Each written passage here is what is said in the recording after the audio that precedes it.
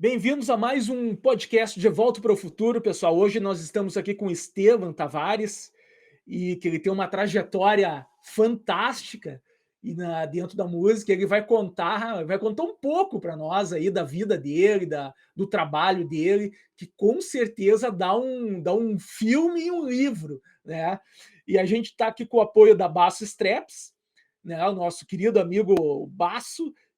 O Esteban aqui já vai ganhar uma correia da Basso Straps, aqui mais uma para a coleção, né, Esteban? E depois a gente combina aí como é que vai ser essa entrega aí. Bem-vindos ao nosso podcast do Novos Horizontes aqui, De Volta para o Futuro. Pô, gente, obrigado pelo convite. Eu fico super feliz, inclusive, de falar com essa região que faz tanto tempo, né, cara, que eu não dou uma visitada e é muito bom voltar porque ali no começo dos anos 2000, com o Estado das Coisas, Rock de Galpão, era um lugar que eu estava sempre presente, Eu me assim, lembro, vocês faziam muita coisa aqui na região, né? né, cara? E, É. e é uma felicidade para mim poder atender vocês, assim. Eu peço desculpas até pelos horários que são, né? Estava Não, a hoje gente está de boa, conversando. cara. Até nós mesmos nos atrasamos aqui para ajeitar o áudio aqui, mas tá tranquilo, tá tranquilo. Pô, Cara, obrigado demais, prazer. não, deixa eu te perguntar, vamos começar aqui. Como é que surgiu essa tua inclinação para música aí, Tavares? Eu sei que já desde pequeno, tu já sabia o que tu queria fazer. Sabe que eu sou prolixo, né? Então, se eu responder muito longo, tu me corta, por favor. Não, não, vamos lá. Cara, sabe que esses dias eu tava conversando com minha mulher, porque eu sempre tenho 10.000 versões de como começou, né? É, s- Às vezes, para as pessoas que estão aqui em São Paulo, eu tento explicar de um jeito, porque não conhecem a nossa trajetória dentro do Rio Grande do Sul, mas eu não tenho como negar que começou com o Renato Borghetti. O Borghetti, lá nos anos 80, ele tava assim, quer dizer, ele é enorme até hoje, né? Meu ídolo. Mas eu me lembro de ter esse vinil do Borghetti e ficar apaixonado pela ideia da música. Né? Aí meu pai me comprou uma Erg pequenininha, que era o modelo Borghettinho que tinha de gaita. Eu lembro dessa gaita. Eu tenho ela em perfeito estado até hoje, cara. Não tá aqui em São Paulo, porque se eu deixar em São Paulo é perigo de estragar. Então eu deixo na casa da minha mãe, no Rio Grande do Sul. E, cara, aquela vontade que eu tinha, né, de ser o Borghetti, mas, pô, morava em Camaquã, poucos professores, uma gaita de verdade na época, né, uma gaita ponto na época era o preço de um carro. Uhum. Então, era muito difícil para minha família tentar me dar isso, né? Mas eu Principalmente acho uma que continua sendo um instrumento caro até hoje, né? carinho mais caro, porque hoje em dia a gente não tem mais fábricas nacionais fora do próprio Renato, né? O Renato tem uma Sim. fábrica de gaitas, mas antigamente a gente tinha Universal, o Todeschini. Hoje em dia a gente só tem gaitas italianas para vender aqui, né? Então elas Uhum. vêm por 60 mil, 70 mil reais uma gaita ponto legal. Mas, cara, eu fiquei nessa coisa do Borghetti naquela infância, assim, que o cara começa a lembrar da infância a partir dos 4 anos e meio, 5 anos, né? Uhum. E aí depois a gente acabou se mudando, a família acabou se mudando de Camaquã para Pelotas. E eu me lembro, pô, todo mundo aqui é meio contemporâneo de idade, né? É, Uhum. Só pegava a Globo em Pelotas, não pegava outro Uhum. canal. Pegava a Globo e a Manchete, para não ser injusto. Aham. E eu me lembro que segunda-feira era aquele dia do filme bom na Globo, né? Segunda-feira o cara ficava esperando para ver um filme. Sim. Aham. E passou o La Bamba, que era a história do Hit Valens, cara. E ali eu fui entender o que que era uma guitarra, e eu me lembro que eu fui lá no centro, comprei um cassete com a trilha sonora do filme, e aí eu entendi o que que era mais ou menos rock and roll, porque era um rock and roll anos 50 ainda, né? Era uma coisa que Sim. estava se formando. E, e depois dali do La Bamba eu enlouqueci. Eu enlouqueci assim, eu preciso ter uma guitarra, mas ao mesmo tempo, tu dá uma guitarra naquela época para uma criança de 7 anos era um risco financeiro muito grande, porque a criança podia dizer assim, não gostei, Uhum. né? Ou não era bem o que eu estava pensando que poderia ser. E, e eu fiquei nesses anos ouvindo muito, comecei a ouvir rock variado, pegava LP em casa que meu pai tinha do Queen, comecei a ouvir os Michael Jackson também, comecei a ouvir tudo que a gente tinha em casa. Até que quando a minha mãe, convencida por mim muito chato, instalou uma parabólica para eu poder assistir a MTV, que era uma coisa que todo mundo falava na MTV, mas Aham. lá em Pelotas não chegava. Eu me lembro que a primeira coisa que eu sintonizei na MTV terminou um clipe de uma banda que eu não me lembro qual era, e começou November Rain do Guns N' Roses.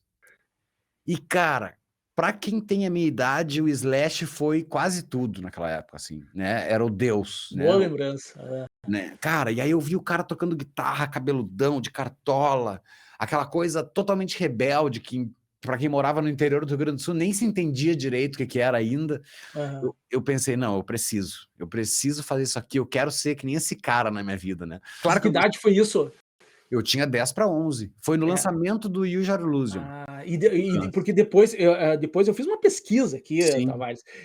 Depois tu chegou ali nos 15 anos, tu não quis uma viagem pra Disney e trocou por uma guitarra.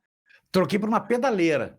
A pedaleira. Eu tinha uma guitarra, e aí, naquela época também, né? Hoje em dia acho que nem é mais tanto, mas naquela época eu me lembro que todo mundo, quando fazia 15 anos e tinha um certo Aham. dinheiro, a galera, vai pra Disney, vai pra Disney. Era o Tanto que, sonho. tanto que dentro do meu colégio tinha uma agência de viagem, já para tu comprar as coisas pra Disney. E a minha mãe falou: tu quer ir pra Disney? E vou chutar um preço aqui. A Disney, acho que na época era R$ 2.000 para ir, né? Era uma Aham. época.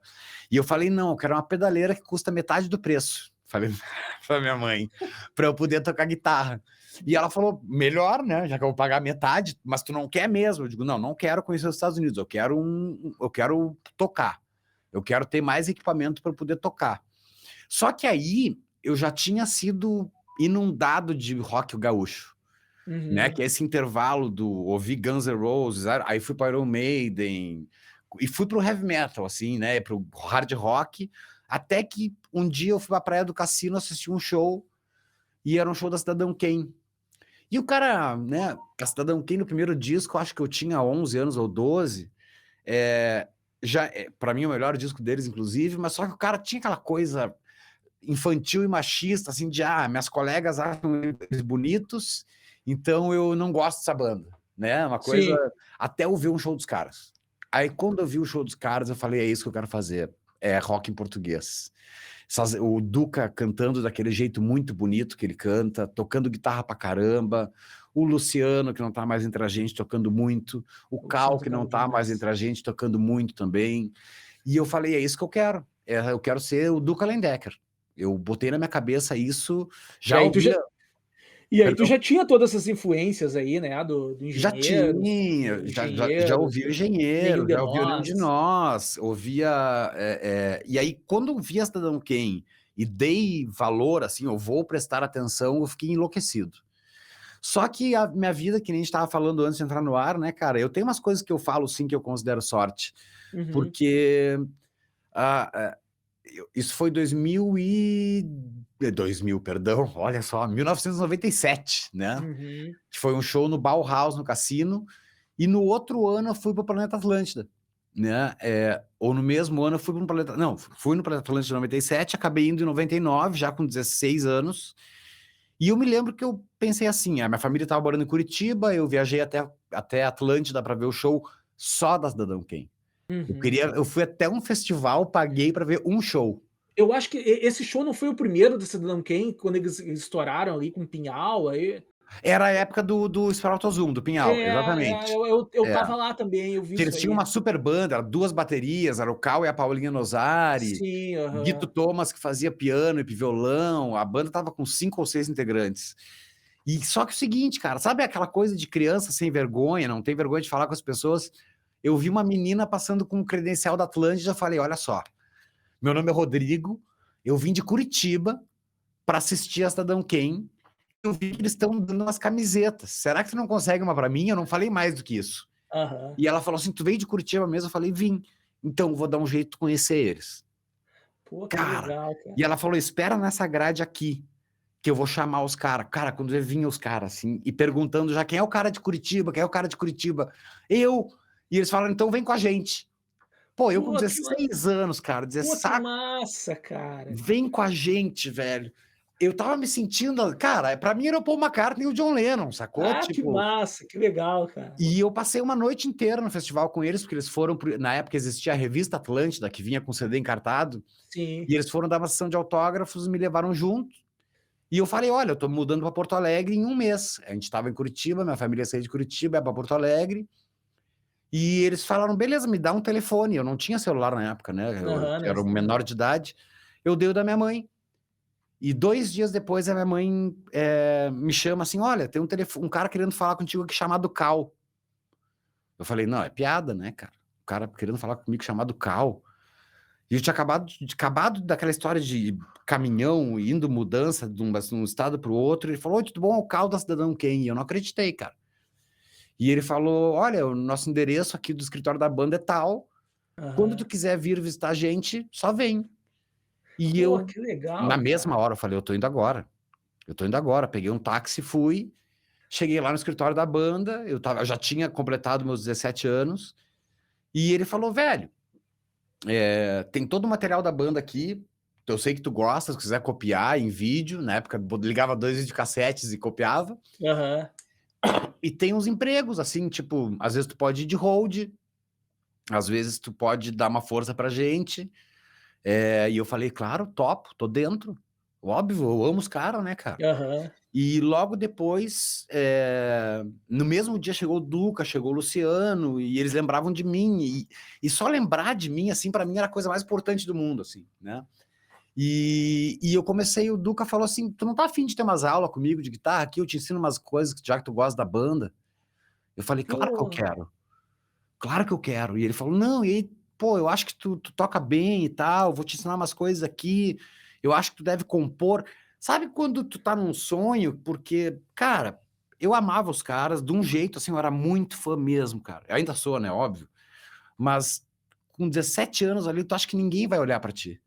Tu pensa assim, pô, esse guri Ah, os caras te chega... deram um baita apoio, cara. Que Não, legal. cara, Tu tá junto com os teus ídolos, né? eu devo tudo pra eles, assim, cara. Que Porque joia, eu acho que se cara. não fosse esse primeiro start da Cidadão Quem, da simpatia e da gentileza do Duca, do Luciano, do Cal, eu não sei se eu teria continuado em frente, entende? Saca? Eu tava estudando Uhum. guitarra, eu tava tocando as coisas que eu gostava, mas nunca tinha tocado na vida profissionalmente.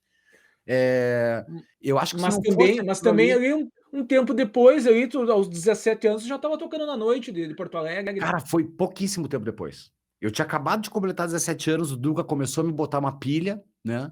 Olha, Aham. eu acho que tu deve tocar, não sei. E eu gostava de muito coisa variada do rock e aquela história, né? O cara com 17 anos, ele não nega uma banda. Sim. Aí um amigo meu falou assim, ó, eu quero tocar uns Bon Jovi. Falou bem assim pra mim. Tu toca guitarra? Eu falei, claro, eu gosto do Bon Jovi pra caramba, sei tocar quase tudo. Vamos fazer uma banda pra ensaiar.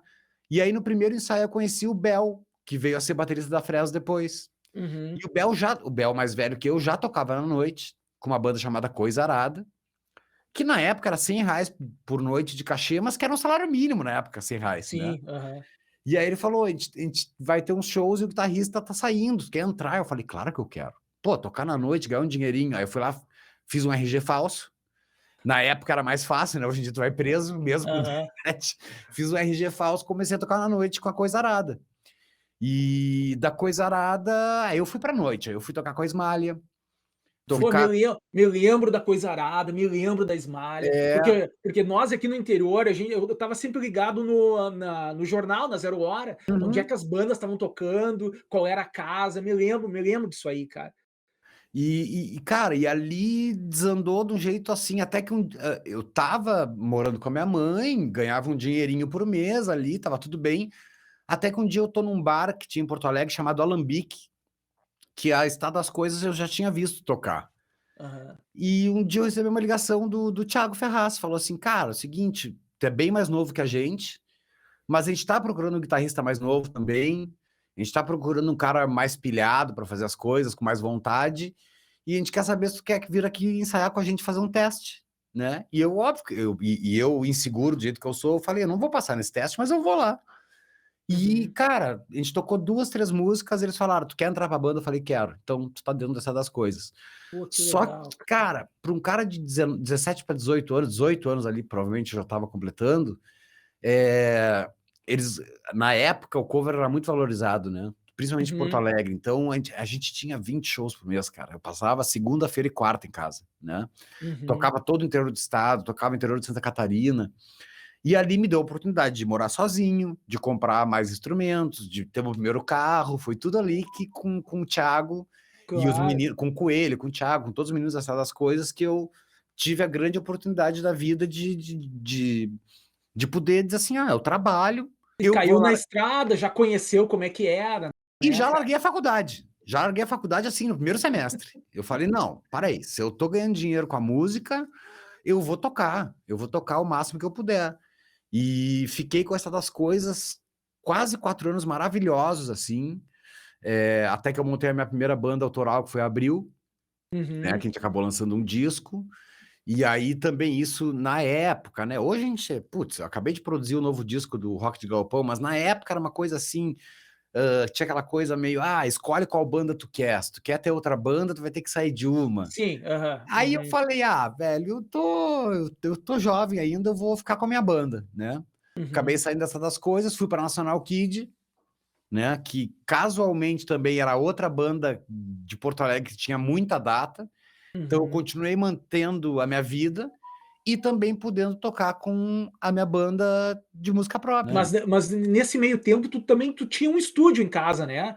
Eu No tinha uma teu tentativa, quarto. né, Hã? uma tentativa de estúdio, Mas né. nesse estúdio aí tu gravou os primeiros 2 discos da Fresno, é isso? Gravei os 2 primeiros da Fresno, gravei coisas da Abril aí, Uhum, e a Fresno foi muito sem querer, cara, porque eu me lembro que eu produzia demos no meu estúdio, assim, e na época também gravar era uma coisa muito cara. Então o Juliano Courtois, que hoje que era do Armadilha, que fez o tema do Planeta Atlântida, né, uhum.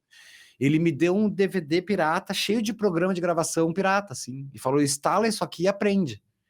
E eu comecei a aprender a gravar em casa no computador. Primeira geração de gravação em computador, assim, em Porto Alegre, eu acho que eu estava incluso, né. Aham. Antes era fita, mesa de som, Sim. rolo, né, aquela história toda.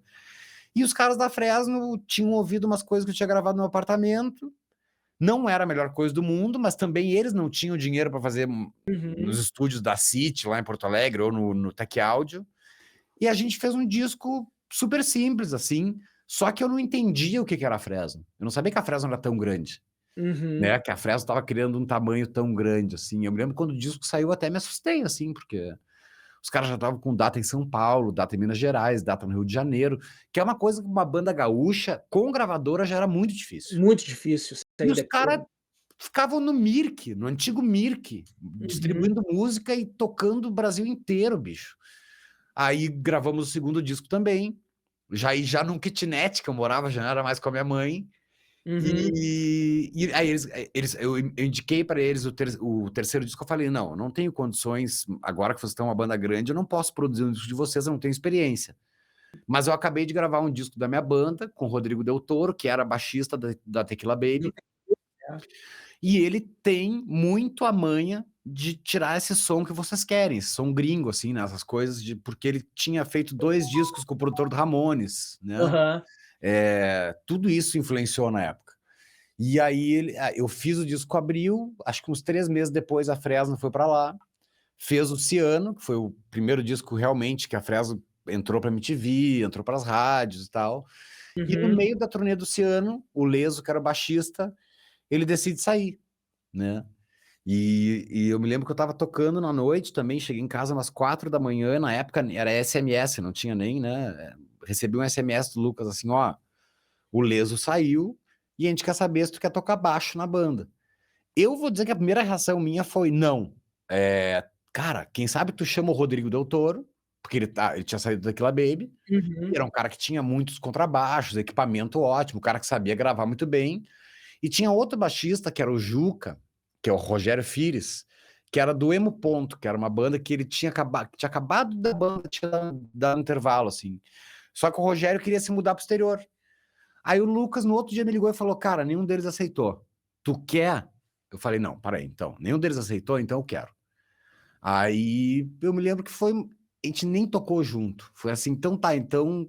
Eu já estava vindo para São Paulo fazer um show com a Abril, porque aí a Fresno abriu uma porta em Porto Alegre para esse tipo de som, e aí a Abril Uhum. já estava tocando em São Paulo também. Eu vim, fiz o show com a Abril, vim com um mochilão de acampamento que eu tinha, aqueles mochilão de 75 litros, Aham. com tudo que eu podia trazer na minha casa dentro. Caiu de paraquedas E na Fresno. já fiquei, não Que voltei. legal. Eu me lembro que eu tive que pedir para minha mãe sair de Pelotas, que ela já estava em Pelotas de volta, ir para Porto Alegre e desmanchar meu apartamento, porque eu não tinha como. Era oportunidade única na vida, assim, ó, vai agora ou não vai.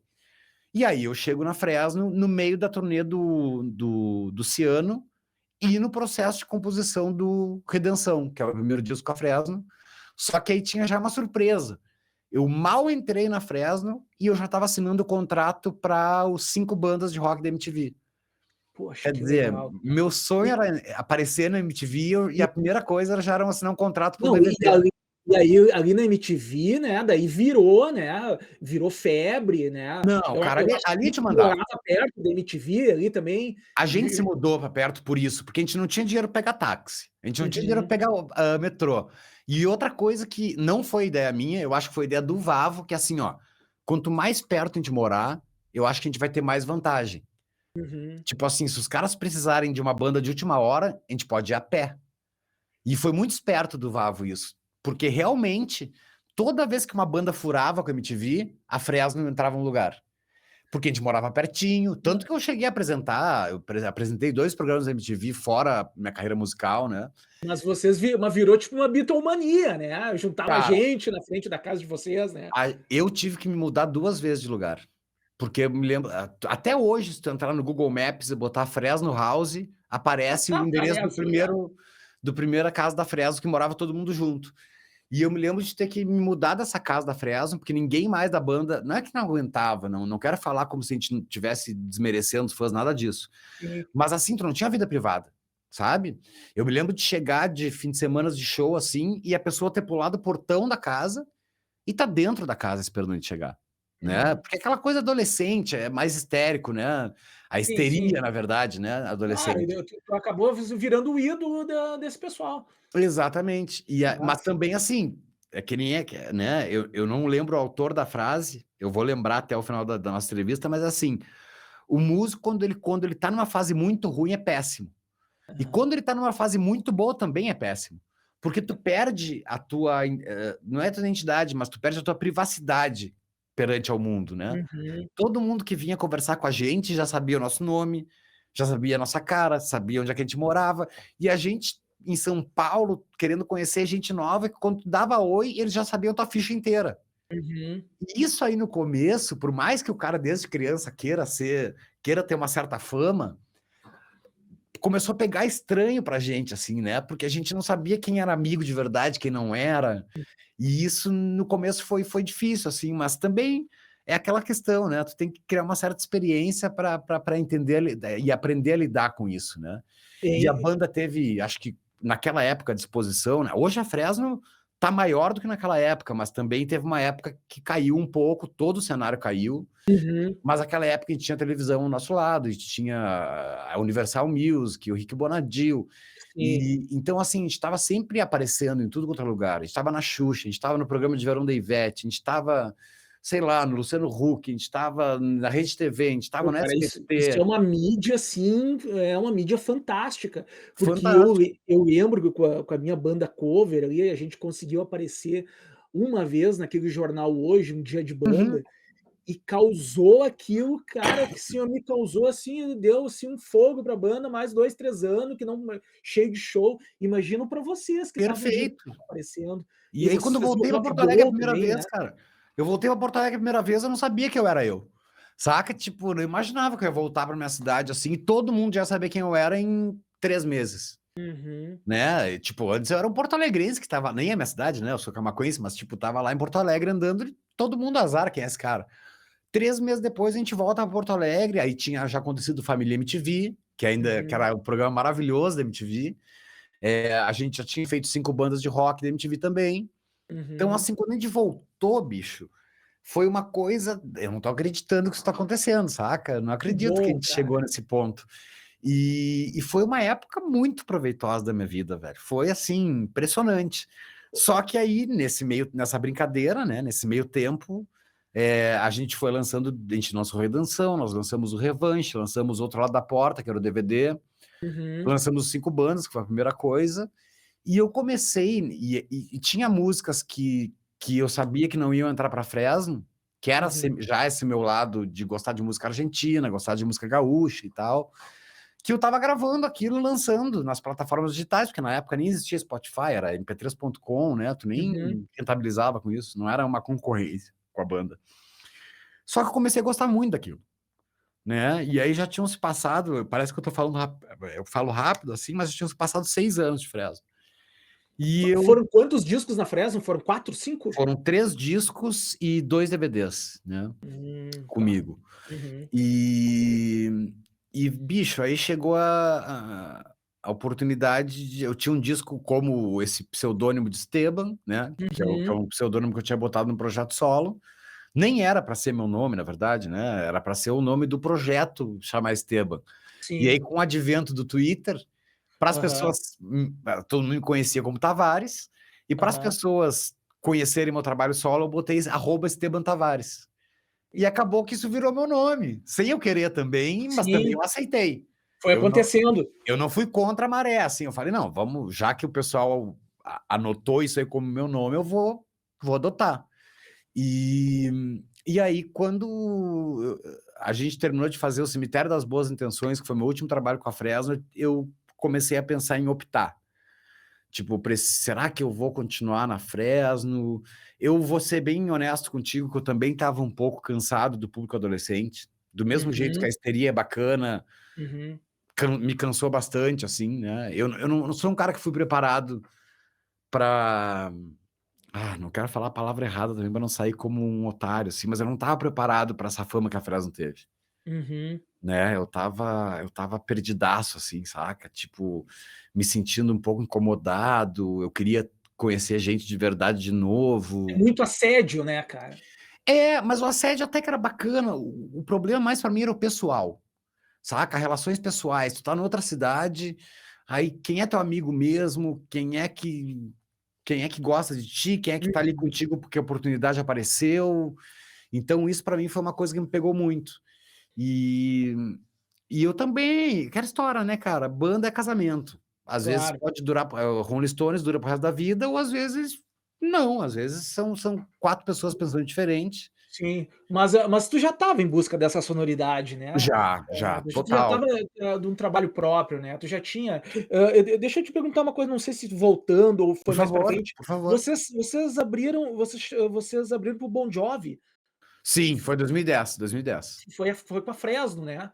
E pra tu ver a ironia, né, da vida, eu conheci o Bel e comecei a tocar na noite num Bon Jovi cover, e aí 4 anos depois, não, perdão, 4 anos depois não, 8 anos depois estava eu e o Bel juntos de Abrindo. novo num palco abrindo pro Bon Jovi.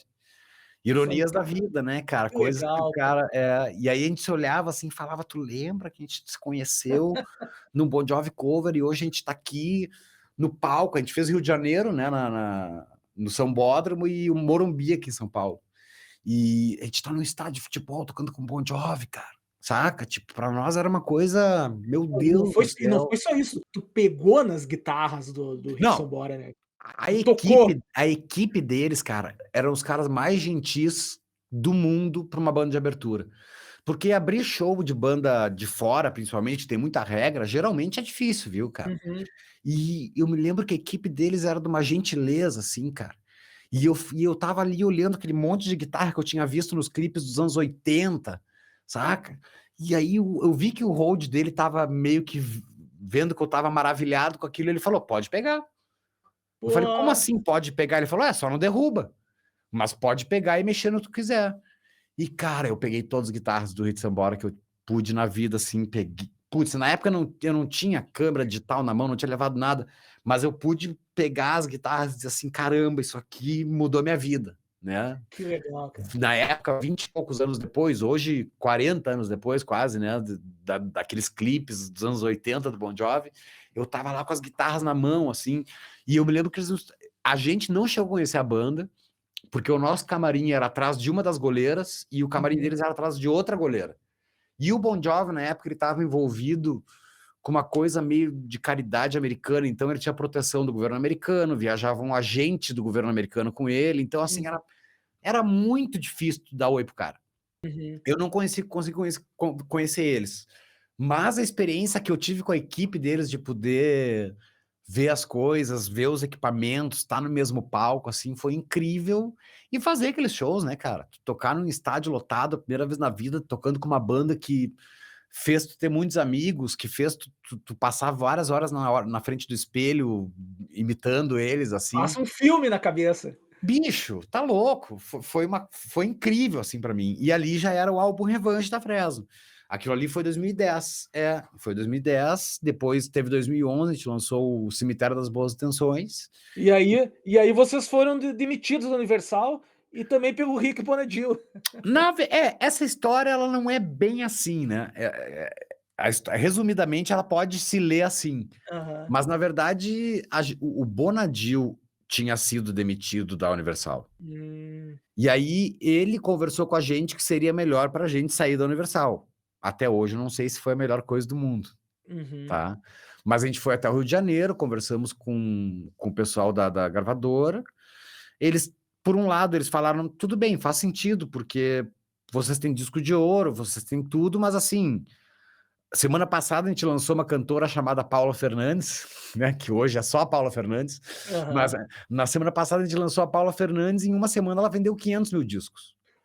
E a Poxa. gente tinha vendido 50 mil de cada um, assim, e já estava soltando foguete para cima. Uhum. Então, realmente, a concorrência e quanto uma gravadora investia numa banda, bicho, eu vou te dizer que na época, por música, uma gravadora investia 1,5 milhão numa banda. Por Caraca. música, porque tu tinha que pagar o jabá das rádios, tinha que pagar o jabá da Uhum. TV, tu tinha que pagar tudo.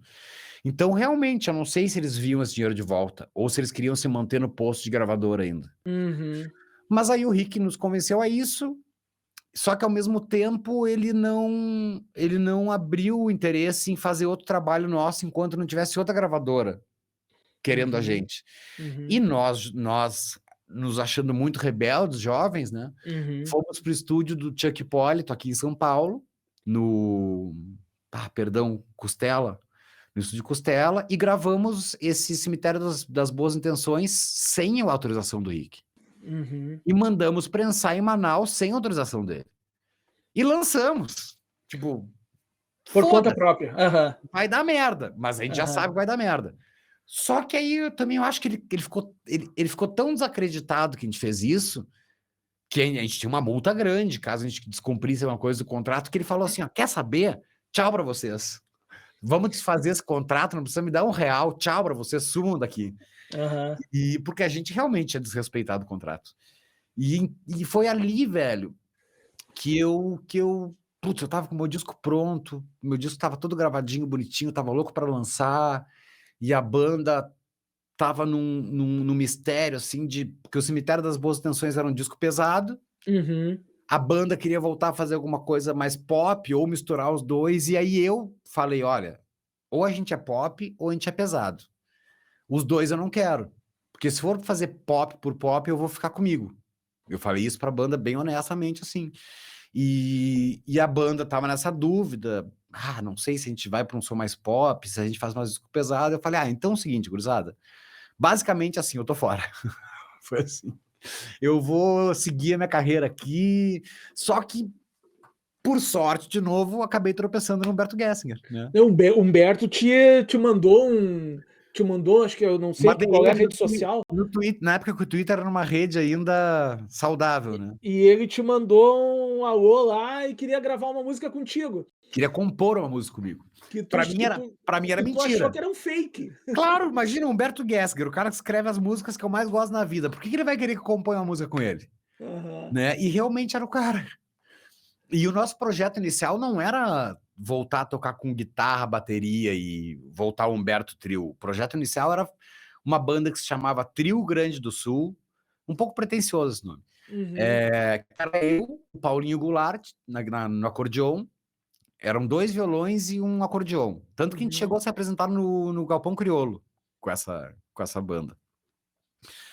E aí, só que o Humberto viu que a música que a gente tinha feito juntos, a Tchau Radar, tinha dado muito certo. E que os fãs dele estavam desesperados, assim, para voltar a ouvir ele tocar com banda. Porque o Humberto Uhum. vinha do Acústico MTV 1, Uhum. depois do Acústico 2, e depois mais 4 anos com Duca no Pouca Vogal. Uhum. Então, quer dizer, foi muito tempo do Humberto tocando acústico. E os fãs estavam desesperados para ouvir guitarra de novo, bateria, ouvir músicas antigas. Ele Pra falou, escutar aquele som, né, do Engenheiros. exatamente. E ele falou assim: eu vou voltar para a estrada com banda. Tu quer tocar comigo? falei, eu tava com o disco pronto para ser lançado. Aí eu cheguei a pensar um segundo. E eu falei, não, não posso abrir mão de um sonho de infância. Eu não posso deixar de tocar com esse cara. Desde que a nossa primeira conversa foi, isso aqui vai ter um tempo pré-estabelecido. Eu não vou poder ficar contigo pro resto da vida. Mas eu quero sim. Eu quero estar contigo durante uma turnê inteira, pelo menos. E a gente gravou o Insular, que é Mas um mas disco. teve mas teve uma situação inusitada também, teve esse O primeiro teste, encontro com o Humberto, o né. teste é maravilhoso. O teste cara, o teste, assim, ó, se eu tiver um livro um dia, vai ter um capítulo só pro teste para explicar como, mas é muito rápido, assim, né? Eu me lembro que ele me ligou e falou assim: olha, eu quero que tu toque guitarra comigo, tá? Eu aceitei, exatamente. Aí ele falou: tá, eu vou te mandar uma passagem. Eu saí de São Paulo, mesmo que eu saí de São Paulo de Avianca, nem existe mais Avianca. Saí de manhã. E ele falou: tu me encontra na cancha de bocha da Praça da Encol, que era uma praça que era bem perto de onde eu morava em Porto Alegre, quando eu morava em Porto Alegre, e perto de onde ele mora. E ele Aham. falou: me encontra na cancha de bocha. Eu falei: putz, esse cara tá de brincadeira comigo, né? Tipo, a gente podia fazer uma reunião no escritório, sei lá. E aí eu cheguei, tal, acho que era 5 horas da tarde que ele tinha marcado. Eu cheguei em Porto Alegre, almocei, vi uns amigos e tal, e fui pra Praça da Encol. Cheguei na cancha de bocha, olhei o alemão. Eu falei: putz, é o Humberto. Aí eu cheguei na frente dele e falei, tá, agora ele vai falar, vamos ali em casa, vamos tocar umas músicas juntos, vamos ver se tu desempenha bem comigo. Aham. Ele olhou pra mim e falou assim, ó, tu quer tocar? Eu falei, quero. Então tá, vamos fazer uma foto rapidinho aqui, botar no Instagram, que tá o meu guitarrista. E deu, velho. Ai, Ele vazou. pegou, me deu tchau e foi embora, bicho. Eu voltei pro aeroporto, peguei o voo das 8 e voltei pra São Paulo. Foi muito doente, assim, doente no sentido positivo, né? Mas foi Cara muito engraçado, cara, porque o Humberto, ele é esses cara não, mesmo, ele realmente é desse tipo de cara, cara. mas isso aí, se sair o filme, essa cena vai ter que Essa cena é impressionante, cara. E aí depois ele falou: bom, eu vou ficar mais uns 3 meses parado, isso, acho que isso era setembro, outubro, e em janeiro a gente começa os ensaios. Eu tô procurando baterista. Aí eu falei, Uhum, cara, eu toco bastante com Perisca Greco, né? Eu participo bastante, muito, sou muito amigo do Perisca, e o batera dele é bom pra caramba, que era o Rafa Bisonho, né? Que uhum, tá coberto até hoje, uhum, já há 11 mais de 11 anos, 12 anos com o Humberto que o Rafa tá. E aí o Rafa entrou também na jogada. Quando eu descobri, o Humberto mandou um e-mail assim, ó, vai ser eu, tu e o Rafa, trio, que nem eram engenheiros. Eu falei, aham. perfeito. Pô, o Rafa, eu gosto do Rafa pra caramba, o Rafa toca bem pra caramba. E aí, em janeiro daquele ano, eu me lembro que eu fui passar na Pinheira, lá em Santa Catarina, com meus amigos, meio que umas férias, assim, logo depois do Ano Novo, e voltei para Porto Alegre, onde a gente ficou ensaiando essa turnê, né? E aí tiveram 2 shows de pré-lançamento da turnê em Belo Horizonte, num lugar pequeno, assim, era um lugar do tamanho da Opinião, Uhum, né? Em Porto Alegre, 1.000 pessoas, acho, um pouco mais, que ele queria fazer um teste da banda sem vender um show muito grande, para ver como é que a banda é só ao vivo, uhum. se os fãs iam gostar. E eu, como fã e muito esperto, falei, Humberto, eu posso dar opiniões no setlist? E ele falou, pode, claro. Eu comecei a botar lado B pra caramba, né? Comecei a botar uns lado B, mas que eu sabia que os fãs queriam ouvir, que nunca Sim. tinham ouvido ao vivo. Aham. E aí eu botei um monte de lado B e aí eu ganhei os fãs aí, porque eu tinha muito. Cara, tinha uma coisa que me incomodava muito, que era assim, quando eu falei, eu vou tocar com o Humberto, o pessoal mais velho que me via na Fresno, ah, Uhum. que o Humberto quer com esse guri da Fresno aí, esse emo, saca? Esse guri até baixista nem guitarrista é. Eu falei, não, eu vou ganhar esses caras tocando. E realmente foram esses dois Isso shows, foi esses dois foi shows foram fantástico, filmados, cara. esses dois shows foram filmados, acabaram no YouTube, com o som da mesa de som, bonitinho, tudo, e no primeiro show oficial eu já cheguei com o jogo ganho.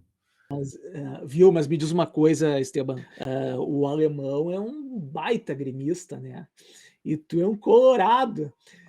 Qual é a falta que tu teve que escutar do Humberto Gessinger, Cara, tu sabe que que tu nenhuma, guarda no coração? nenhuma, porque é o seguinte, ó, pra tu ter noção como o Humberto leva a sério, que ele, hoje em dia acho que ele não leva mais, até vi uma entrevista dele esses dias, a gente tava conversando, acabei vendo a entrevista, eu acho que ele se acalmou um pouco nisso, mas ele não corneteava e nem Não eu pode corneteava ele. Aí um dia aham. teve um Grenal que o Inter ganhou de 1-0 e eu cornetei ele publicamente no Twitter. E aí ele chegou pra mim super educado, o alemão é super educado, ele chegou pra mim antes do show e falou: "Olha, eu tive que te silenciar no Twitter, porque tu tá me corneteando". Aí eu falei: "Ah, não, não corneteio mais, tá tudo bem, fica tranquilo, não corneteio". Se tu fica chateado, aí depois eu Aham, descobri que ele não assiste segundo tempo, ele é cheio de mania, né. Ele aham. assiste o primeiro tempo, se o primeiro tempo não for bom, ele já não assiste segundo. Aí eu falei: "Não, esse cara tem que ter cuidado pra cornetear, porque daqui a pouco ele morre do coração se eu cornetear demais ele". E Fantástico. mas, cara, aí tu me deu um gancho bom, né, porque a primeira música que eu fiz com o pseudônimo de Esteban, na verdade eu nem tinha um plano de fazer uma música, o plano que eu tinha é, se um dia o Inter ganhasse o mundial, eu ia fazer uma música com uma narração do gol do Inter, Aham. porque era uma resposta ao Anoiteceu em Porto Alegre. Sim, sim. Então, assim, o Esteban começou sem eu conhecer o Humberto Gessinger pessoalmente, respondendo ele, que já é uma corneta, né, porque Aham. todo mundo falava: "O Inter nunca vai ganhar a Libertadores, o Inter nunca vai ser campeão mundial", e eu fui lá e fiz a música e lancei.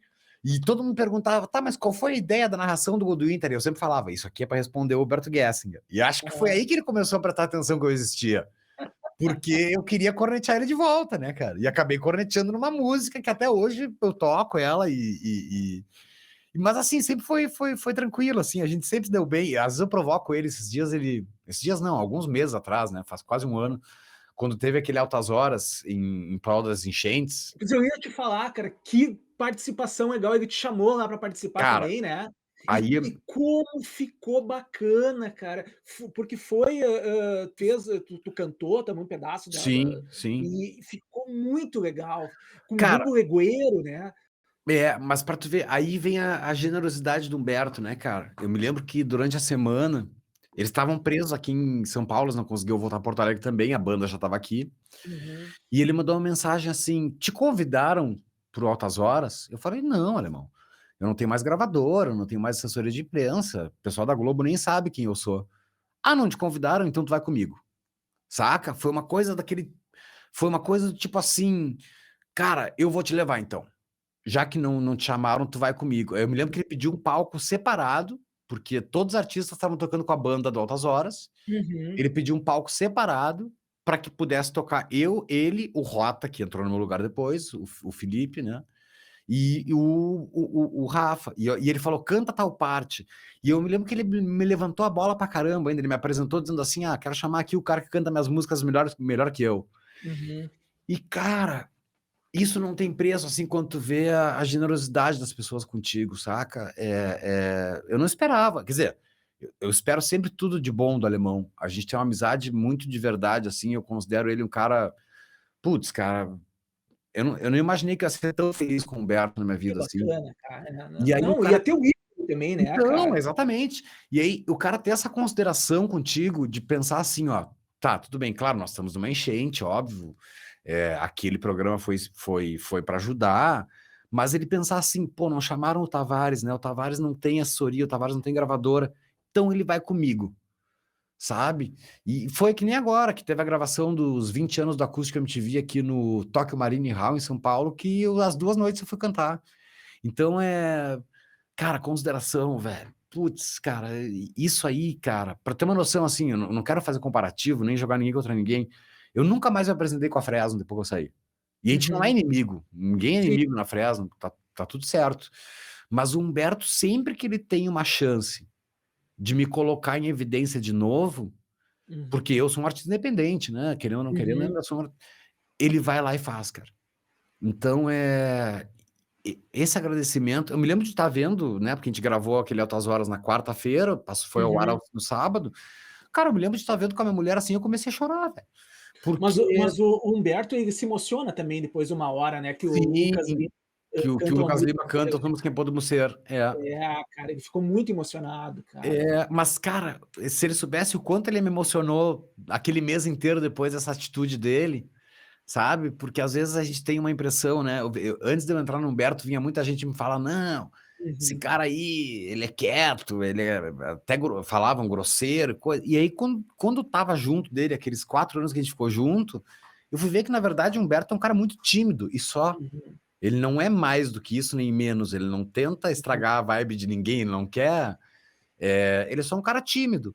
E que sempre que pode, ele vai dar a mão pro amigo. E aí, Sim. quando ele me dá a mão, eu vejo, pô, o cara me considera um amigo mesmo, assim, saca? E tudo que eu preciso, sempre que eu preciso, ele tá do meu lado. Que show, cara. E deixa eu te perguntar uma coisa, mas tem mais uma. Tu se identificou também muito com o Fito Paz, né? Como é que surgiu essa identificação Uf, essa com o história é trabalho do doida Fito? também. Realmente eu sou um cara Não, sortudo. não, a tua história, eu vou dizer de novo, a tua história é fantástica, cara, porque musicalmente, como tu cresceu, essa tua trajetória, e tu tocou com todas as pessoas que você, com todos os teus ídolos, né? Sim, sim, eu tive a oportunidade, tipo, amanhã, por exemplo, amanhã eu tô indo pra Porto Alegre, para um festival também com duas bandas que eu amo, desde que eu tenho 20 anos, que eu já, uma delas, eu sou muito amigo de todo mundo já, que é o Amberlin, uma banda dos Estados Unidos, que tá indo pra lá amanhã fazer o Hora Juliana, e o Emery também, que são duas bandas já que também que eu já toquei, que já gravaram comigo, que eram bandas que eu não imaginava nem conhecer. Mas o lance do Fito, ele é um pouco mais embaixo, porque o Fito, ele é um cara mais inacessível mesmo, né? Uhum, E, e o show do Fito, que eu vi, o primeiro show do Fito que eu vi, foi em 97 no Planeta. Porque o primeiro Planeta uhum. foi com o Charlie e o segundo Planeta foi com o Fito Paz. E eu me lembro que eu fiquei encantado, assim, mesmo jovem, eu fiquei, pô, o cara tem 11 pessoas no palco, puta show incrível e tal. Baita Beleza. banda. Aí eu conheci algumas músicas, ouvi algumas músicas, até que chegou o Fórum Social Mundial de 2002 em Porto Alegre, se não me engano. Salvo engano, era o de 2002. E eu fui no show do Fito. E aí eu fiquei encantado, encantado, encantado, assim, saca? Eu falei, nossa, esse cara é maravilhoso.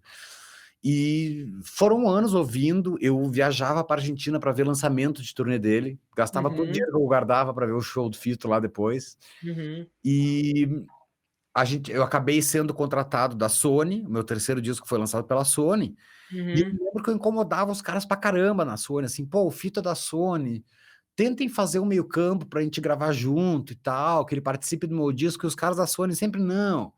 Então, um cara mais jovem, a gente não quer te misturar com o pessoal de público mais velho, e eu ficava furioso com isso, né? Beleza, eu me lembro que eu incomodei tantos caras da Sony, que ali em 2023 um dia toca meu telefone, é um dos representantes da Sony. Ô, velho, tudo bom? Como é que tu tá? Eu falei, bom, tomara que eles queiram me contratar de novo para gravar, né? Mas não era isso. Ele falou, então, a gente estava em reunião aqui, o Fito Paz quer lançar O Amor das Pessoas pelo Amor, que é o disco mais importante do Fito em português. Uhum. E a gente precisa de alguém para traduzir isso aí. E a gente sabe que tu gosta pra caramba, porque tu nos incomodava o tempo inteiro pra tocar com o tal do Fito, né? Que galera. E a gente quer saber se tu topa. E eu digo, puta merda, como assim se eu topo? É óbvio que eu topo. Aí ele falou, beleza, então eu vou ter uma reunião. Isso eu acho que era, sei lá, vou chutar, era 2 da tarde. Ele falou, eu te ligo de volta às 6. Quando ele me ligou de volta, velho, eu já tinha 6 músicas traduzidas e cantadas. Eu tô no estúdio aqui, então eu sentava, usava um plugin qualquer para remover o vocal dele e já saía cantando em cima. Porque Aham. eu queria mandar tudo bonitinho, assim, saca? Tipo, cantado, como é que as letras iam se encaixar em português e tal. E às 6 da tarde ele me ligou, falou, tá tudo certo, o pessoal te aprovou. E eu falei, então eu tenho que te mandar algumas músicas já. Ele, como assim algumas músicas? Não, eu já fiz metade do disco. Nessas 4 horas aí que a gente tava conversando, eu já traduzi metade. E mandei. E aí continuei fazendo mais coisas. Acho que em 3 dias eu tinha terminado o disco inteiro. E Que mandei massa. e pedi que eles encaminhassem pro Fito. Aí tô eu, muito belo, sentado em casa, meio-dia, almoçando, e me ligam da Sony. Olha, tu pode fazer uma reunião com o Fito por vídeo daqui a meia hora? Putz, velho, eu já tinha aberto 2 shows dele, né? Aham. Eu tinha aberto 2018 em Porto Alegre e 2023. E aí eu falei, claro, eu já tinha dado oi pra ele, tirado uma foto, mas né, nem sabe, nem imaginava que ele sabia. Esse cara não sabe quem eu sou, e realmente ele não lembrava. E aí, daqui a pouco, bah, abre uma janela que nem a nossa aqui de conversa, no teu lugar tá o Fito. E a Uhum. primeira frase que ele fala assim, pô, Esteban, vou te dizer uma coisa. Tu mandou a garrafa cheia, não precisa mudar nada. Pô, que massa, cara. Aí eu quase desmaiei, juro, cara, porque eu tava conversando com um cara que eu achei que eu nunca ia dar um oi, Uhum. conversar direito. Só que aí, nessa história de conversa vai, ele começou a falar, eu achei muito caprichoso o que tu fez, tu cantou todas as músicas, eu posso entender melhor o que tá acontecendo, e eu gostaria muito que tu fosse dirigir o trabalho comigo. E eu, como assim dirigir o trabalho? Sabe quando o cara fica meio perdido assim, né? Não pode ser que ele tá me chamando para ir pro estúdio com ele. E, cara, isso ia acontecer, pior ainda, no Abbey Road, na Inglaterra. Aham. Só que aí começou o confronto Israel-Palestina, eles estavam com medo que fechasse o espaço aéreo. Então eles resolveram fazer no Rio de Janeiro, que era mais fácil, ele vinha da Uhum. Argentina, eu saía de São Paulo, e a gente ficou 10 dias no Rio, gravando a versão em português, Amor das Fez ao Amor. E, cara, foi uma experiência muito doida, assim, muito, Que muito, legal. Não, né?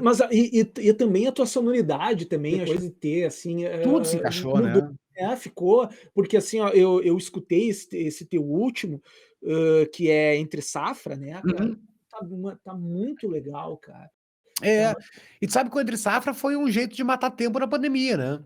Mas foi esse que tu fez em Buenos Aires? Porque eu vi tu falando. Não, eu tô indo para Buenos Aires Ah, fazer. você vai ir Eu vou para fazer. Buenos Aires fazer o próximo disco lá, com o Ah, Nicolás legal. Bittesch, que é um produtor que eu amo, assim, e faz anos que eu quero ter um produtor de novo.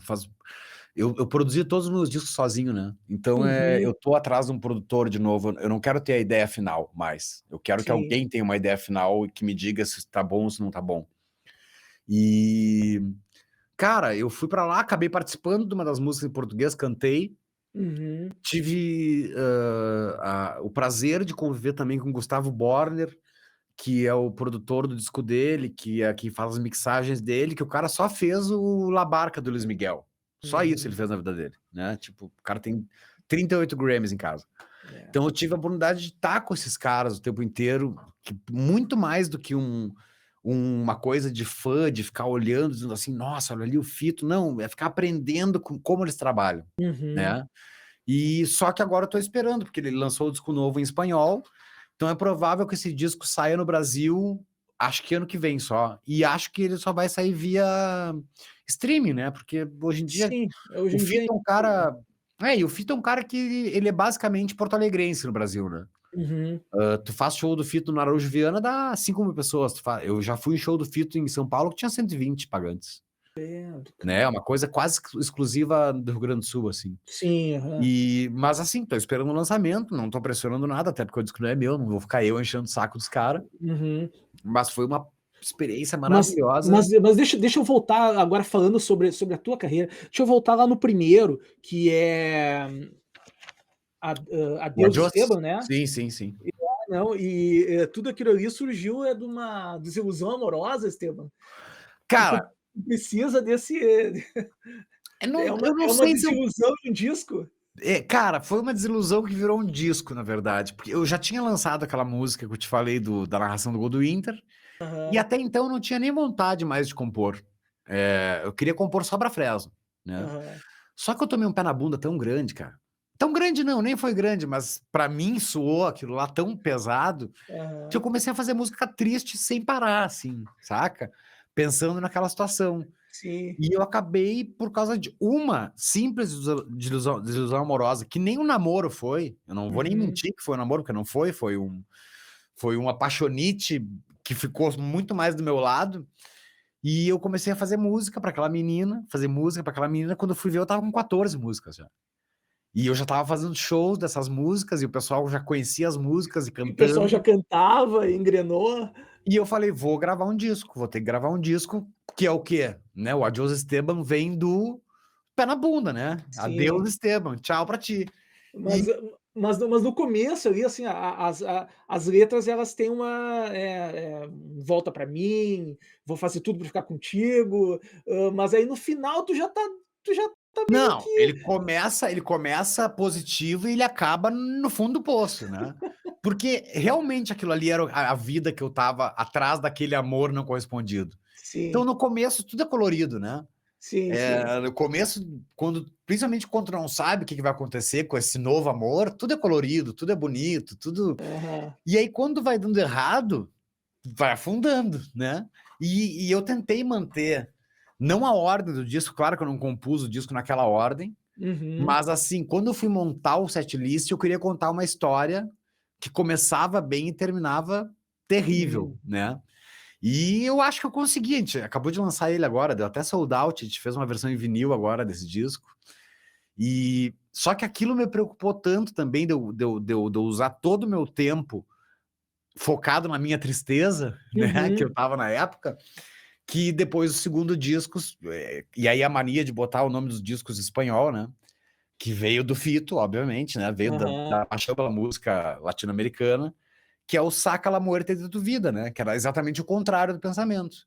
Ele era um disco que começava muito triste, porque ele era mais ou menos ele emendava naquele final do Adiós Esteban, só que o Saca la Muerte de tu Vida seria basicamente arranca a morte da tua vida, né? Seja um cara mais feliz. E ele é um disco que durante o processo dele de audição, ele vai ficando um disco mais feliz, feliz, feliz, feliz, até que ele acaba no topo, né? E usando ainda a mesma frase que eu usei na música mais triste dele. Só que essa frase tem outro significado completamente diferente quando tu bota ela no contexto de felicidade. Então, até porque também chegou um ponto... Sabe como é que funciona o cara que... Eu não gosto de falar a palavra fã, né? Porque a palavra fã te remete a ser ídolo e o ídolo não pode errar. No sentido assim, o ídolo não pode ter uma vida normal, o ídolo, se ele errar, ele é odiado. Então, quem gostava de mim já tava naquele clima assim, ó... tomara que o Tavares se dê mal de novo com outra mulher. Pra gente ouvir outro disco. Outro disco? E aí eu ficava assim, não, mas não é... Galera, vocês não estão entendendo muito bem, não era bem isso que eu queria vender, saca? Tipo, eu não queria vender que eu sou um cara totalmente depressivo que só faz música triste. Então, no segundo disco, eu já fui aquele cara que eu vou continuar a fórmula do primeiro, eu vou terminar, eu vou começar ele, ao contrário do primeiro, eu vou começar ele triste e vou mostrando como a vida pode ser legal enquanto o disco vai rolando. Mas, né? mas o legal também de escutar o primeiro e esse último aqui, que é o Entre Safra, é como você cresceu, né, cara? Como a tua sonoridade tá diferente, assim, tá. Pô, teve um amadurecimento enorme, cara. Tu consegue ver isso, esse teu crescimento, né? Eu me cobro, né, cara, com isso, na verdade. Assim, eu não posso ser um cover da minha pessoa. Então, assim, eu acho que se tu fosse perguntar pro pessoal que compra meus discos, eles iam dizer assim, putz, eu queria que o Tavares lançasse um Adiós Esteban todo ano. Eu não. Eu acho que eu preciso sempre mudar, sabe?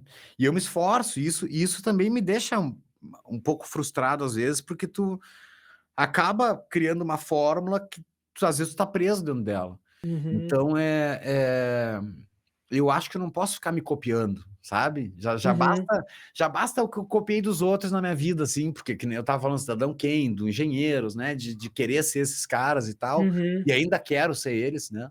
Mas eu acho que eu preciso... Cada disco ele tem que ter uma função, né? Na vida de quem tá escrevendo, na vida de quem tá ouvindo.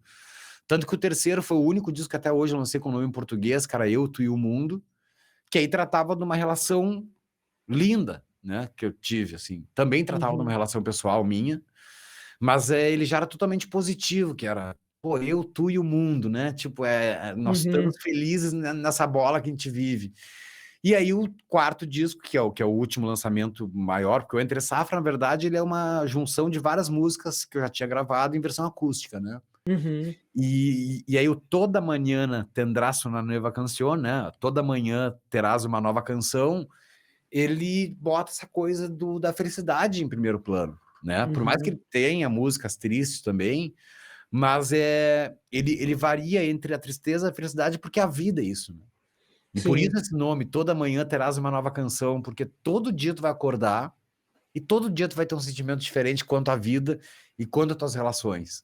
Com certeza. E agora, o próximo disco que eu já tô gravando, que é o Dale Gracias, né? Que eu basicamente agradeça, que é uma vida inteira, são 43 anos de idade, né? Então, foram muitas coisas aprendidas Tu cara nesse é tempo. novo ainda, tu tá novo ainda, tem Mas muita para quem toca desde os 17, já são 26 anos, né? de Profissionalmente, carreira, né? é. E Deixa então, tive muito de tempo de fazer as coisas, né? deixa eu te perguntar aqui, ó, é uma pergunta de uma fã aqui que mandou para mim, ó. A pergunta da Gabriele Lederman. Ela tá perguntando aqui, ó, Esteban, ela pergunta se Carta aos Desinteressados foi baseada em alguma situação real de Foi, alguém que tentou foi. interferir na vida dele, ou se é uma reflexão sobre o quanto as pessoas criam projeções e querem opinar sobre o que devemos fazer com a nossa própria vida. Cara, acredito que a pergunta dela são duas respostas certas. Porque, para o público em geral, ela tem o segundo significado, que é quantas pessoas tentam interferir nas nossas vidas, né? E eu acho que essa música, ela foi feita no momento em que as pessoas estavam tentando interferir demais na minha vida, né? É aquela história, né? Ao mesmo tempo que tem gente que chegava para mim e falava, pô, Tavares, tu é corajoso, tu saiu da Fresno, que tava com tudo engatilhado, poucas pessoas têm essa chance, tu abandonou, e aí ficava aquela cobrança, né? Acho que eu só não tive cobrança familiar, né? Minha família sempre esteve do meu lado nisso. Mas o resto das pessoas ficavam olhando para mim como se eu fosse um louco. Tipo assim, caralho, esse cara... Perdão pela palavra, né? Mas caramba, esse cara, ele abriu mão de uma coisa que estava confortável para ele. E isso me gerou muita cobrança. Mas, ao mesmo tempo, também eu estava vivendo uma coisa pessoal em que eu estava sendo muito cobrado. E aquilo me incomodava de uma maneira muito forte, até que um dia eu falei assim, cara, eu vou fazer uma música que ela não vai mudar os acordes, nem no refrão, ela vai ser igual o tempo inteiro, mas e que eu vou poder reclamar do meu jeito, né? De tudo isso que tá me atrapalhando. Por isso o nome Carta aos Desinteressados, porque eu sabia que quem tava me incomodando nunca ia ouvir essa música. Nunca ia entender que era para eles essa música, né? Ou a pessoa, ou as pessoas. Nunca ia entender que aquilo lá era uma mensagem direta para eles, né? E ao mesmo tempo que as pessoas que ouviram ela conseguiram entender bem essa mensagem, né? Quem gostava do meu trabalho conseguiram ver que eu estava num momento em que as coisas estavam me incomodando bastante, assim. A interferência externa, né? Não, mas e olhando para trás agora, tu estava certíssimo, entendeu? Eu vou te dizer que eu estava, cara. Eu vou Tu te dizer que estava certíssimo, cara. eu sou Tu um cara, teve o eu sou um cara feeling, feliz.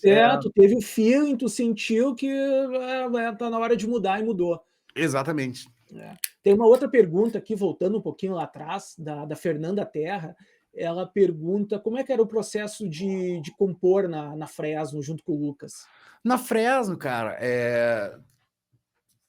para mim foi muito bom, porque, primeiro, quando eu entrei na Fresno, eu nem imaginei que eu ia compor alguma coisa, porque eu já sabia que era uma banda que tinha 3 discos, com um compositor principal, que era o Lucas, embora eu já tivesse, a gente já tivesse composto junto para Fresno, no segundo disco da Fresno tem 2 músicas que são minhas também, mas eu não imaginei que eu ia entrar, embora eu seja compositor, para mim a coisa que eu mais gosto é compor, não é nem tocar, eu não imaginava que eu ia ter abertura de compor.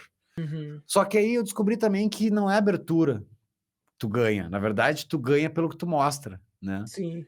E eu comecei a mostrar coisas pro Lucas, né? Eu me lembro que eu cheguei aqui, o disco Redenção, ele já tinha 6 músicas. As outras músicas a gente acabou fazendo junto, porque ele viu que eu tinha material para mostrar, que eu tinha... Eu nunca me esqueço quando a gente fez Milonga, que é a música que os fãs da Fresno, em sua maioria, gostam muito até hoje, que é a música mais amada da Fresno, quem sabe, até hoje, que quando eu terminei de mostrar para ele, ele falou assim, pô, tu é bom nisso mesmo, cara, vamos fazer as coisas juntos. Mas era uma coisa de... Antes, não era uma questão dele querer ou não querer, era uma questão de eu mostrar e convencer, né? E eu acho que eu convenci, tanto que depois o Revanche já é um disco que ele tem um conceito basicamente que saiu da minha cabeça, e aí eu passei para ele esse conceito, a gente acabou escrevendo juntos. E o Cemitério das Boas Intenções, aí sim, aí é uma coisa que é quase exclusiva de eu chegar para ele e dizer assim, cara, a gente tem que fazer isso aqui, isso aqui, isso aqui, vamos, olha essas bandas aqui que eu tô ouvindo, olha isso aqui, vamos para frente, vou partir para cima disso. Só que também logo depois veio a minha saída, né? Aí eu sou um canalha, porque ao mesmo tempo que eu tava ganhando espaço cada vez mais na banda e ganhando cada vez mais espaço entre o público também, porque não parecia que eu era um membro que tinha entrado no 4º disco. Parecia que eu tava lá desde o começo, né? As pessoas gostavam de mim, as pessoas, Sim, sim. né? Eu tinha um carinho de quem gostava da Fresno. Mas o processo, honestamente, assim, eu e o Lucas, a gente já é de uma nova geração de composição que a gente não vinha com um poema pronto para depois pegar um violão. Não, a gente já ia com um laptop. Eu acho que uma guitarra assim ia ser legal. Tá, mas qual é a primeira frase? Acho que a primeira frase é essa. Aí ele vinha com a segunda frase, ou vice-versa. E a gente ia escrevendo enquanto ia gravando já. E encaixando.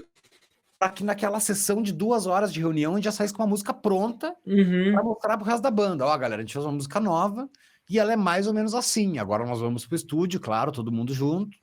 Cada um vai decidir a sua parte, o que vai fazer. Mas eu e ele, a gente tentava entregar o mais pronto possível, também porque a gente era um pouco egoísta. Quem sabe hoje ele não seja mais tanto, e eu também tenho certeza que eu não sou. Mas no começo a gente era bem assim, não, vamos fazer a gente aqui. Porque até na época o Vavo e o Bel não compunham nada. Então a gente faz na minha casa, na minha casa no caso, ou na casa dele, eu ia pra casa dele, a gente terminava uma música e já levava pra banda, né? Então era uma coisa, cara, era quase que pragmático, assim, né? Eu chegava, a gente vinha com uma ideia, dessa ideia se gravava já um pedacinho dessa ideia no computador, vamos pensar na primeira frase. Ou às vezes eu chegava com um refrão, né? Então, ó, tem um refrão para uma música que o resto da música eu não tenho. E ele falava, não, deixa esse refrão aqui comigo. Eu também não tinha mais ideia além daquele refrão. E eu faço as estrofes, ou vice-versa. Ele vinha com estrofes muito legais, muito bonitas, e eu, putz, acho que eu tenho um refrão para essa estrofe aí, cara.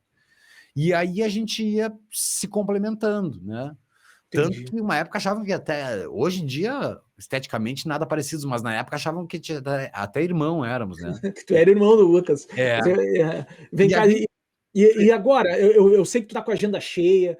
Quais são os próximos passos aí que tu tá se concentrando? É o lançamento desse teu novo? cara, gravando disco novo, produzindo muita banda, que é uma coisa que eu gosto muito de fazer. Adoro gravar bandas novas, adoro produzir disco de banda. Eu sei que é um pouco cretino na minha parte, mas adoro chegar para um músico e falar assim, isso tá errado, vamos fazer de outro jeito, saca? Adoro ter o Aham. controle, adoro ter o controle da gravação. É, E basicamente a minha vida é isso, né, cara? Minha vida é lançar minhas músicas e trabalhar com estúdio, né? O Lucas também, ele montou o estúdio dele na casa dele. A gente tem nós dois temos um amor pela gravação, né? Desde sempre, assim, pela arte de gravar, né? Então produzindo esse disco novo primeiro no meu estúdio, para depois levar isso para a Argentina, para que lá realmente eu possa, depois de muitos anos, cara, porque eu tive 2 discos produzidos pelo Rick Bonadil, mas não era exatamente o produtor que, se eu fosse pagar para Uhum, escolher um produtor, seria ele, uhum, não seria uhum, ele. Né? Eu tenho todo o respeito por ele, uhum. não é nada disso, mas não era quem eu escolheria e tiraria dinheiro do meu bolso para gravar um disco. Não era a sonoridade que tu queria alcançar. Exatamente, Uhum, exatamente. Então agora eu quero terminar esse disco em casa, né, no formato demo, obviamente, uhum, e levar para pro produtor argentino para a gente sentar e conversar. O que que nós vamos uhum, fazer com esse material aqui, né? E também nesse próximo disco eu quero, cara, e aí é uma força que eu faço bizarra assim. Inclusive até tô conversando bastante com o pessoal da Universal Music, não para lançar meu disco, mas sim para fazer uma ponte entre Brasil, Argentina, Uruguai, Chile, porque eles sabem que eu sou um amante desse tipo de música e eles vieram uhum. atrás de mim para que eu procurasse bandas novas para o cast da gravadora e A lançar no gente Brasil. o músico brasileiro, nunca olha para os outros países da América Latina, né. Não, não. A gente é muito fechado, né. Cara, tanto que esse emprego que me foi oferecido pela Universal Music, ele poderia ter sido oferecido para 300 caras, só que eles não acharam ninguém, Uhum, sabe? Então, assim, quem é o cara que gosta de música latino-americana, que conhece mesmo? Pô, bicho, eu vou 2 vezes por ano para Argentina, uma pro Quilmes Rock e uma pro Cosquín Rock, uhum, né? Toda vez que tem um lançamento na Argentina de uma banda que eu gosto muito, eu vou. Eu já fui pro Chile, vou pro Uruguai. Eu gosto de descobrir, velho. Eu gosto de estar lá, ver um show e dizer, não conhecia essa banda, agora eu vou chegar em casa e vou desbravar a discografia dela inteira. E então o que eu quero fazer agora também, por esse tempo todo que eu visito a Argentina atrás dos shows, uhum, eu conheci muitas bandas, que eu era fã. Então eu quero juntar algumas participações, né? uhum, Quem vai ser, eu não consigo te dizer ainda, porque na verdade eu preciso mostrar as músicas pro pessoal. O uhum, Fito eu sei que vai ser um pouco mais difícil, porque o Fito é um cara mais reservado e já tá um cara mais velho e tal. uhum. Mas tem muitas bandas que eu gosto de lá que a gente já tá numas primeiras conversas de ter participações assim. Se isso vai ser positivo para mim, eu não sei, dentro do mercado brasileiro, Uhum. né? Mas assim, é que nem a gente estava falando antes, cara, eu sou um cara teimoso, eu vou atrás da minha vontade. Sim, Se eu for tu tem que tentar, eu acho que tu é, só acertou até agora. Se eu for atrás do mercado, só o que o mercado pede, eu estaria Uhum, frustrado já e provavelmente teria parado com a função de artista e estaria só produzindo bandas. Eu não estaria mais me apresentando, nem fazendo show, nem lançando disco. Então, eu não vou muito na do mercado, assim, eu não... Se eu tivesse ido na do mercado, quem sabe eu tivesse me dado melhor financeiramente? Quem sabe sim. Mas também, que nem eu te falei, se fosse assim, eu não teria saído da Fresno, não teria saído do Humberto. Sim. Né? Então, esse próximo disco eu gostaria muito de uma interação com as bandas, principalmente da Argentina, que são bandas que eu tenho um contato mais próximo, mas também tem artistas maravilhosos do Uruguai, o Daniel e o Jorge Drexler, por exemplo, né? Já passei alguns réveillons na casa do Jorge lá, em La Paloma. Então, são coisas que eu quero trazer, cara. E eu acho que, na verdade, não é nem que o pessoal, nem o músico, nem o público, não é não dar bola. Primeiro, existe uma preguiça de procurar o que tá colado na gente. E segundo que, cara, tu acha que não, mas tem muito a ver com futebol também, A sabe? rivalidade. Tem, Tem a cara. ver com a rivalidade, Tem pra caramba, assim, porque toda vez que eu chego lá... eu fiz 5 shows já né, na Argentina, como Esteban e tal.